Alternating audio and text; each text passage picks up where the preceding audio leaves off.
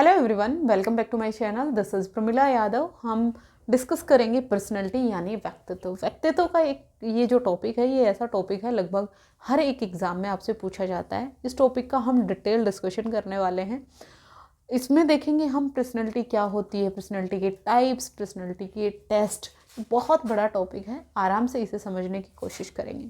सबसे पहले हम देखते हैं जो पर्सनैलिटी है ये होती क्या है, हम किस चीज़ को पर्सनैलिटी कहते हैं। हम किसी को देखते हैं और कहते हैं कि इसकी पर्सनैलिटी अच्छी है, इसकी पर्सनैलिटी कम अच्छी है। और जैसे ही हम देखते हैं किसी को, वो किस बेस पर देखते हैं। हम देखते हैं कि इसकी ड्रेसिंग स्टाइल अच्छी है, इसने अपने बाल बड़े अच्छे से बना रखे हैं, ये एक अच्छे से हमें दिखाई दे रहा है। मतलब हम बाह्य रूप से हम उसको देख रहे हैं। जो बाह्य रूप से दिखने में अच्छा है, हम उसकी पर्सनैलिटी को अच्छा कह देते हैं। जो बाह्य रूप से कोई नहाया नहीं है, जिसने बाल कंघी नहीं किया, हम कहते हैं कि इसकी पर्सनैलिटी अच्छी नहीं है। तो क्या जो पर्सनैलिटी है ये सिर्फ और सिर्फ एक बाह्य एस्पेक्ट होता है या आंतरिक एस्पेक्ट भी कुछ होता है, ये हम समझेंगे। उसके अलावा हम देखेंगे जो पर्सनैलिटी है ये हेरिडिटी के कारण होती है या एनवायरनमेंट के कारण होती है, यानी वातावरण के कारण होती है या आनुवंशिकता के कारण होती है। फिर हम देखेंगे जो पर्सनैलिटी है वो क्या स्थायी होती है, यानी कांस्टेंट होती है। कुछ लोग कहते हैं मैं तो ऐसा हूँ, मैं तो ऐसा ही रहूँगा। क्या ये कॉन्सेप्ट ठीक है? या हम देखेंगे इसके कंपोनेंट कौन कौन से होते हैं, इसमें हम डिस्कस करेंगे। एनवायरनमेंट को डिस्कस करेंगे, कैरेक्टर को डिस्कस करेंगे, टेम्परामेंट को, ट्रेट्स को। ये सब चीज़ें आज की क्लास में हम डिस्कस करेंगे। सबसे पहले हम देखते हैं जो पर्सनैलिटी शब्द है ये कहाँ से आया। कई बार आपके क्वेश्चन में पूछा गया है पर्सनैलिटी शब्द कहाँ से आया। तो ये एक लैटिन भाषा का शब्द है। लैटिन भाषा का शब्द है, जिसका जो लैटिन भाषा में एक शब्द है पर्सोना। कौन सा? पर्सोना। पर्सोना वर्ड है जिससे पर्सनैलिटी बना है। तो पहला क्वेश्चन यहीं से बनता है कि कौन सी भाषा का शब्द है पर्सोना जिससे पर्सनैलिटी बना है। तो ये लैटिन भाषा का शब्द है। या फिर आपसे पूछ सकता है पर्सनैलिटी शब्द है ये कौन से वर्ड से बना है। तो ये बना है पर्सोना से। इसका मतलब क्या होता है? इसका मतलब होता है टू मास्क। हर एक मनुष्य है वो एक मास्क पहन के घूमता है। अपने आप को दूसरों के सामने किस तरह से रिप्रेजेंट करना है, ये कॉन्शियस माइंड के थ्रू वो सोचता है। जैसे हम अपने पेरेंट्स से बात कर रहे होते हैं तो अलग तरीके से बात कर रहे होते हैं, हम अपने फ्रेंड के साथ बात कर रहे हैं तो अलग तरीके से बात कर रहे हैं, हम बच्चों के साथ बात कर रहे हैं अलग तरीके से बात कर रहे हैं। ये हमारा एक कॉन्शियस माइंड सेट होता है। उसके अलावा सिर्फ क्या ये कॉन्शियस ही होता है या अनकॉन्शियस भी होता है, इसके बारे में हम बात करेंगे। पहले हम देखते हैं टू मास्क का मतलब क्या है। जैसे कोई भी एक एक्टर होता है, जब वो स्टेज पे परफॉर्म कर रहा होता है, जैसे लगभग जो रामलीला होती है सबने देखी है। एक मनुष्य होता है जो श्री राम जी का रोल कर रहा है, एक लक्ष्मण जी का रोल कर रहा है, एक हनुमान जी का रोल कर रहा है, एक माता सीता का रोल कर रही है। एक्चुअल में वो लोग नहीं हैं, राम नहीं है, लक्ष्मण नहीं है, माता सीता नहीं है, लेकिन वो लोग उनके कैरेक्टर को प्ले कर रहे हैं, वो उनकी तरह बने हुए हैं। और जब एज ए ऑडियंस हम उनको वही समझकर वो चीज़ें सुन रहे होते हैं, देख रहे होते हैं। तो जब कोई भी मनुष्य एक स्टेज पर परफॉर्म करने के लिए अपने चेहरे पर एक मास्क लगाता है, एक मुखौटा लगाता है, और वो उस व्यक्ति की पर्सनैलिटी को शो कर रहा होता है, वही क्या है? वो पर्सनैलिटी है। एक्चुअल में जो पर्सनैलिटी है वो हमारी और जानवरों के कुछ ज़्यादा डिफरेंट नहीं है। बाय बर्थ जानवर को भी भूख लगती है, हमें भी भूख लगती है, हमें प्यास लगती है, उनको भी प्यास लगती है, सोने की ज़रूरत दोनों को होती है। इसके अलावा कोई ज़्यादा नीड नहीं होती है। वो तो हम एक्वायर करते हैं अपने एनवायरनमेंट से। हमें किस तरह के कपड़े पहनने हैं, एक लेडी है तो किस तरह के कपड़े पहनेगी, जेंट्स है, लड़का है, वो किस तरह के कपड़े पहनेगा, किस तरह से उसे बातचीत करनी है, ये सब चीज़ें तो हम एक्वायर करते हैं। अगर जन्म लेते ही किसी बच्चे को हम छोड़ दें जंगल में तो वो ये सब चीज़ें थोड़े ना सीख पाएगा। तो किसी भी मनुष्य की जो पर्सनैलिटी है उसको बनने पर एनवायरनमेंट का बहुत बड़ा रोल होता है। लेकिन ऐसा नहीं है हेरिडिटी का नहीं है, हेरिडिटी का भी रोल होता है। तो सबसे पहली चीज़ हमें क्या समझ में आई कि जो पर्सनैलिटी बनती है, जो व्यक्तित्व बनता है, वो किसके कारण बनता है? वो वातावरण यानी एनवायरनमेंट और हेरिडिटी यानी आनुवंशिकता, दोनों के कारण ही बनता है। एनवायरनमेंट के कारण भी बनता है और आनुवंशिकता के कारण भी बनता है। आनुवंशिकता का मतलब क्या है? आनुवंशिकता जब हमारे माता पिता की जो करेक्टरिस्टिक होती है हमें ट्रांसफ़र होती है। जो हमारे माता पिता के स्टील गुण हैं, जो हमारे माता पिता की करेक्टरिस्टिक्स हैं, वो जब हमें ट्रांसफ़र हो रही हैं तो वो हेरिडिटी के कारण हो रही हैं। जैसे हम टेम्परामेंट की बात करेंगे, जो हमारा अफेक्टिव डोमेन होता है, हम कितनी जल्दी इरिटेट हो जाते हैं, कितनी जल्दी नर्वस हो जाते हैं। अगर हमारे पेरेंट्स जल्दी इरिटेट होते हैं तो मोस्ट प्रोबेबली बच्चे भी बड़ी जल्दी इरिटेट हो जाते हैं। अगर उनका जो इमोशनल स्टेबिलिटी है वो स्टेबल नहीं है तो बच्चों की भी स्टेबल नहीं होगी। अगर बच्चे के माता पिता लंबे हैं तो मोस्ट प्रोबेबली बच्चा भी लंबा होगा। लेकिन कुछ केसेस में ऐसा होता है कि बच्चे की हाइट कम रह जाती है क्योंकि वो अपने जो ट्रेड्स उसने ली लंबाई की वो अपने इमीडिएट पेरेंट्स से ना लेकर उसने अपने जो ग्रैंड पेरेंट्स हैं उनसे ले ली। तो मतलब क्या है, जो करेक्टरिस्टिक ट्रांसफ़र हो रही हैं, जो भी करेक्टरिस्टिक माता पिता में है वो बच्चे में ट्रांसफ़र हो रही हैं, वो किसके कारण हो रही है, हेरिडिटी। और वो भी बच्चे की पर्सनैलिटी को शेप कर रही है। बच्चे की हाइट मिल रही है तो वो उसकी पर्सनैलिटी को शेप कर रही है। बच्चे का कलर हो गया, हेयर कलर हो गया, स्किन का कलर हो गया, टेम्परामेंट हो गया, ये सब चीज़ें जेनेटिक होती हैं तो ये बच्चे की पर्सनैलिटी को शेप करती हैं। फिर उसके बाद हम बात करते हैं वातावरण की। हम किस तरह के एनवायरनमेंट में रह रहे, हमें किस तरह का एनवायरनमेंट मिल रहा है। जो एनवायरनमेंट है वहाँ पर एजुकेटेड लोग रह रहे हैं या अनएजुकेटेड लोग रह रहे हैं, बिल्कुल फ़र्क पड़ेगा। जो हमारी मदर टंग है वो भी बच्चे की पर्सनैलिटी के डेवलपमेंट में इम्पोर्टेंट रोल प्ले करती है। आपको याद रखना है, जो मदर टंग है, मदर टंग यानी जो मातृभाषा है वो भी बच्चे की पर्सनैलिटी डेवलपमेंट में रोल प्ले करती है। बच्चे की जिस तरह की मदर टंग है बच्चा उसी भाषा को एक्वायर करता है। हम जो हिंदी क्षेत्र में लोग रहते हैं वो हिंदी भाषा को ज़्यादा अच्छे से, जैसे पंजाब के लोग होते हैं या वो पंजाबी अच्छी बोलेंगे, इंग्लिश उनकी इतनी अच्छी नहीं होंगी। तो उसके कारण क्या हुआ, जो मदर टंग उन्होंने एक्वायर किया अपने एनवायरनमेंट से वही तो आएगी। हम उनसे एक्सपेक्ट कैसे कर सकते हैं कि वो जन्म लेते ही इंग्लिश बोलना शुरू कर दे, क्योंकि उनको वहाँ पर एनवायरनमेंट नहीं मिला। उसी तरह से जो एनवायरनमेंट मिल रहा है वो बच्चे की पर्सनैलिटी को क्या करता है, प्रभावित करता है। तो बच्चे की पर्सनैलिटी को वातावरण और आनुवंशिकता है वो दोनों तरह से, दोनों ही प्रभावित करती है। ऐसा नहीं है कि इन्वायरमेंट ज़्यादा करता है या फिर हेरिडिटी ज़्यादा करती है, ये दोनों का ही प्रोडक्ट होता है। कुछ केसेस ऐसे होते हैं जिनमें हेरिडिटी डोमिनेट करती है, कुछ केसेस, कुछ सिचुएशन ऐसी होती हैं जिसमें एनवायरनमेंट डोमिनेट करता है, लेकिन ये दोनों का ही प्रोडक्ट होता है। चाहे वो हेरिडिटी हो, चाहे वो डेवलपमेंट की बात हो रही हो, चाहे वो लर्निंग की बात हो रही हो, चाहे वो पर्सनैलिटी की बात हो रही हो, दोनों का प्रोडक्ट ही होती है हेरिडिटी एंड एनवायरनमेंट। पहली चीज़ आपको क्लियर हुई होगी। दूसरी हम बात करते हैं, पर्सनैलिटी है वो एक्सटर्नल होती है या इंटरनल होती है। तो जो पर्सनैलिटी होती है वो बाह्य और आंतरिक दोनों ही होती है, एक्सटर्नल एंड इंटरनल, दोनों को ही हम पर्सनैलिटी कहते हैं। यानी जो हमें बाह्य रूप से दिखाई दे रहा है वो भी हमारी पर्सनैलिटी का हिस्सा है, जो आंतरिक रूप से होता है वो भी हमारी पर्सनैलिटी का हिस्सा होता है। अब हम बात करते हैं जो एक्सटर्नल पर्सनैलिटी होती है, जो फर्स्ट इंप्रेशन हमारा जाता है। जब भी हमसे कोई नया आदमी मिलता है तो फर्स्ट इंप्रेशन उसका जाएगा, हमने ड्रेसिंग सेंस किस तरह की है, हम किस तरह से बातचीत कर रहे हैं, ये हम किस तरह से दिख रहे हैं, जो हमारा दिखावा है, जो मुखौटा हमने पहन रखा है कि हम वैसे तो हमें किसी बात का ज्ञान नहीं है लेकिन हम बहुत अपने आप को बहुत एजुकेटेड शो कर रहे हैं, जो मुखौटा हमने पहना बाह्य रूप से, तो वो क्या है, वो हमारी एक्सटर्नल पर्सनैलिटी हो गई। ये फर्स्ट इंप्रेशन में हमारे लिए हेल्पफुल होती है। लेकिन जो हमारी इंटरनल पर्सनैलिटी है, हम बाहरी रूप से किस तरह के दिख रहे हैं वो मैटर नहीं करता, हम आंतरिक रूप से किस तरह से, आंतरिक रूप से हम दूसरों की हेल्प करते हैं या नहीं करते, हमारा इंटेलिजेंस किस तरह का, हमारे मोटिवेशन लेवल किस तरह का है, ये सब चीज़ें हमारी इंटरनल पर्सनैलिटी में आती हैं। तो जो हमारी इंटरनल पर्सनैलिटी है ये ज़्यादा इंपॉर्टेंट होती है as compare to external personality. जैसे हम बात करते हैं, कुछ लोग इंट्रोवर्ट होते हैं, बहुत ज़्यादा बातचीत नहीं करते हैं, तो जब वो बहुत ज़्यादा बातचीत नहीं करते तो लोग उनके बारे में मिसकंसेप्शन बना लेते हैं कि इनकी कम्युनिकेशन स्किल अच्छी नहीं है या फिर इनमें इंटेलिजेंस नहीं है, लेकिन एक्चुअल में ऐसा नहीं होता। वो बाहरी रूप से अपने आप को एक्सप्रेस नहीं कर रहे हैं लेकिन आंतरिक रूप से उनकी पर्सनैलिटी बहुत अच्छी है।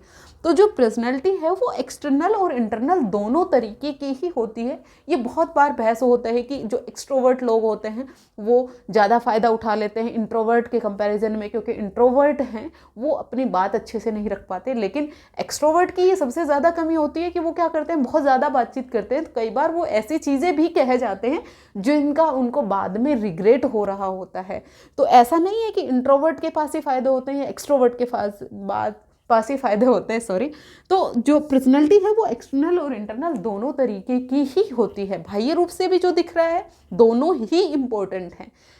जैसे हम इंटरव्यू देने जा रहे हैं, सबसे पहले जो इंटरव्यूअर होता है वो हमारे ड्रेसिंग सेंस देखता है, हम किस तरह से बैठ रहे हैं, हम किस तरह की हमने ड्रेसिंग पहनी, हमने अपने बाल बनाए हैं, हमने जूते पहने, चप्पल पहने, ये सब चीज़ें फर्स्ट इंप्रेशन में हमारे लिए हेल्पफुल होती हैं। फिर उसके बाद हमारी इंटरनल पर्सनैलिटी का रोल आता है। तो ये इंटरनल और एक्सटर्नल दोनों प्रकार की होती है, ये बात भी हमारी क्लियर हो गई। अब जो पर्सनैलिटी है ये कॉन्शियस होती है, अनकॉन्शियस होती है, इसमें भी बड़ा डाउट होता है। पर्सनैलिटी है ये हमारी कॉन्शियस और अनकॉन्शियस दोनों तरीके की ही होती है। आप खुद देखिए, जब आप किसी से बातचीत कर रहे होते हैं तो आप अपना कॉन्शियस माइंड लगाते हैं कि मुझे सामने वाले के सामने किस तरह से अपने आप को रिप्रेजेंट करना है, मैं दूसरे को, सामने वाले को किस तरह से अपने आप को दिखाना चाहता हूँ, वो हमारा कॉन्शियस माइंड होता है। लेकिन चाहे हम कितना भी कॉन्शियस माइंड लगा लें, जो अनकॉन्शियसली जो चीज़ें हमारे माइंड में पड़ी हैं वो भी निकल के बाहर आती हैं, जो हमारी पर्सनैलिटी में हम ना चाहें तो भी हमारी कुछ चीज़ें ऐसी होती हैं अनकॉन्शियस रूप से हमारे पर्सनैलिटी में हमें देखने को मिलती हैं। तो जो पर्सनैलिटी है ये आपकी चेतन और अचेतन दोनों प्रकार की होती है। चेतन और अचेतन दोनों ही इसमें एस्पेक्ट शामिल होते हैं, चाहे वो कॉन्शियस हो चाहे वो अनकॉन्शियस हो। कॉन्शियस माइंड के साथ कोई भी मनुष्य है वो अपने इन्वायरमेंट के साथ इंटरेक्ट करता है, अपने इन्वायरमेंट के साथ वो एडजस्ट करने की कोशिश करता है। जब भी कोई भी बच्चा, कोई भी मनुष्य अपने इन्वायरमेंट के साथ इंटरेक्ट कर रहा है तो वो अपना एक सेल्फ कॉन्सेप्ट बनाता है, और वो अपने उस सेल्फ कॉन्सेप्ट को बचाने के लिए बिहेवियर कर रहा होता है। एक मनुष्य है, उसने अपनी एक सेल्फ इमेज, एक सेल्फ कॉन्सेप्ट बना रखा है कि मैं इस तरह का हूँ। अब वो अपने उस सेल्फ कॉन्सेप्ट को बचाने के लिए ही उसी तरह का बिहेव करता रहता है। तो ये एक मुखौटा ही तो हुआ कि वो अपने आप को इस तरह का दिखाना चाह रहा है, इसलिए वो दिखावा कर रहा है, लेकिन एक्चुअल में ज़रूरी नहीं है वो चीज़ें हो। तो जो आपकी पर्सनैलिटी है इसमें चेतन और अवचेतन दोनों प्रकार की चीज़ें होती हैं। अब हम बात करते हैं जो पर्सनैलिटी है, क्या ये कॉन्स्टेंट होती है, क्या ये चेंज नहीं होती? क्या हम बचपन में जैसे थे वो अभी हैं, या फिर जो हमारे पेरेंट्स थे वो जिस एज में हम हैं क्या वो अब उस तरह के हैं? लेकिन पर्सनैलिटी है ये हमारी डायनामिक ऑर्गेनाइजेशन होती है साइकोलॉजिकल ट्रेट्स की। इसमें फिजिकल एस्पेक्ट भी होता है, साइकोलॉजिकल एस्पेक्ट भी होता है, और ये डायनामिक होती है, यानी ये परिवर्तनशील होती है, ये परिवर्तन होता रहता है। इसमें ये क्या है, ये परिवर्तनशील है, ये चेंज होती रहती है। चेंज है ये हमें बहुत जल्दी नहीं दिखते, ये ऐसा नहीं है कि ये किसी भी एक रात में ही आपको चेंज देखने को मिल जाए। जो एक रात में आपको चेंज देखने को मिलते हैं लेकिन वो कांस्टेंट नहीं होते, समझते हैं। जैसे आपने कोई भी मूवी देखी या फिर कोई भी एक वेब सीरीज़ देखी, तो जिस तरह की आपने वेब सीरीज़ देखी है कुछ टाइम तक उसका इम्पैक्ट आपके माइंड पे रहता है, आप कुछ उसी तरह से बिहेव करते हैं, कुछ उसी तरह से सोचते हैं। लेकिन जैसे ही आपने दूसरी वेब सीरीज़ या दूसरी मूवी देखी तो उसका जो इम्पैक्ट है वो कम होने लगता है, और जो अभी आप देख रहे हैं उसका इम्पैक्ट आप पर ज़्यादा होने लगता है। तो ये क्या हुआ, ये चेंज तो आया लेकिन ये चेंज कॉन्स्टेंट नहीं था। ये चेंज क्या था, टेम्परेरी चेंज था, जो आपकी एक वेब सीरीज़ दूसरी देखते ही वो चीज़ें चेंज हो गई। पहली चीज़ तो ये डायनामिक ऑर्गेनाइजेशन है। फिर उसके बाद कुछ चीज़ें हमारी पर्सनैलिटी में ऐसी होती हैं जो कांस्टेंट होती हैं, जो चेंज नहीं होती, और वो चीज़ें, उन चीज़ों को हम बोलते हैं ट्रेट्स, जिनको हम क्या बोलते हैं, सील गुण। जो करैक्टरिस्टिक हमारी बॉडी में, हमारी पर्सनैलिटी में चेंज नहीं होते, वो क्या होते हैं, ट्रेट्स होते हैं, जो हमें जेनेटिकली मिलते हैं, जेनेटिक्स मिलते हैं। कुछ बच्चे ऐसे होते हैं जो इंट्रोवर्ट होते हैं, तो वो लाइफ टाइम इंट्रोवर्ट ही रहते हैं क्योंकि उनके ट्रेट्स ऐसे हैं। उनमें कुछ हद तक चेंज होते हैं लेकिन कंप्लीटली चेंज नहीं होते। जो चीज़ें बच्चे की बाय बर्थ जो चीज़ें प्रेजेंट हैं और जो अर्ली चाइल्डहुड में मिली हैं, याद रखिएगा मैंने बात की है अर्ली चाइल्डहुड की। अर्ली चाइल्डहुड के जो एक्सपीरियंसेस हैं बच्चे में, वो एक्सपीरियंसेस कांस्टेंट होते हैं, वो चेंज नहीं होते हैं। यानी जो 2 से 6 साल के बच्चे ने जो भी एक्सपीरियंसेस लिए वो चेंज नहीं होंगे। जो भी उसने अपने परिवार का माहौल देखा, जो भी आसपास की चीज़ें, जो भी आसपास के एनवायरनमेंट में जो भी चीज़ें घटित हो रही हैं, उनका इफ़ेक्ट है, वो प्रभाव जो है वो बच्चे पे डायरेक्टली पड़ता है। उन चीज़ों को हम चेंज नहीं कर सकते। तो जो चीज़ें बाय बर्थ बच्चे में हैं और जो अर्ली चाइल्डहुड के एक्सपीरियंसेस हैं वो हमें लाइफ लॉन्ग दिखाई देते हैं। तो ट्रेट्स हैं, ट्रेट्स किन चीज़ों को बोलेंगे? ट्रेट्स वो चीज़ होते हैं, वो कैरेक्टरिस्टिक होती हैं जो किसी भी मनुष्य को डिफरेंट सिचुएशन में सेम तरीके से रिएक्ट करने पर बाधित करती हैं। एक बार फिर सुन लीजिए, ट्रेट्स क्या होंगी? ट्रेट्स ऐसी कैरेक्टरिस्टिक होती हैं जो किसी भी मनुष्य को डिफरेंट सिचुएशन में, अलग अलग सिचुएशन में सेम तरह से रिएक्ट करने के पर बाधित करती हैं। वही ट्रेट्स होती हैं, वही सील गुण होते हैं। होपफुली आपको जो पर्सनैलिटी का कॉन्सेप्ट है ये समझ में आया होगा। पर्सनैलिटी हम किसे कहेंगे? अब हम बात करते हैं कॉम्पोनेंट ऑफ पर्सनैलिटी। बहुत बार पूछा गया है कॉम्पोनेंट्स ऑफ पर्सनैलिटी। पर्सनैलिटी के कॉम्पोनेंट्स कौन कौन से हैं? 3 इंपॉर्टेंट कॉम्पोनेंट्स हैं जिनकी हम बात करेंगे। पहला है आपका टेम्परामेंट, टेम्परामेंट। दूसरा आता है आपका एनवायरनमेंट, और थर्ड आता है आपका करेक्टर। ये 3 चीजें होती हैं, ये 3 कंपोनेंट होते हैं पर्सनैलिटी के, व्यक्तित्व के। कई बार क्वेश्चन पूछा गया है, तीनों आपको याद रहने चाहिए। कौन कौन से? टेम्परामेंट, एनवायरनमेंट और कैरेक्टर। अब एक एक की बात करते हैं।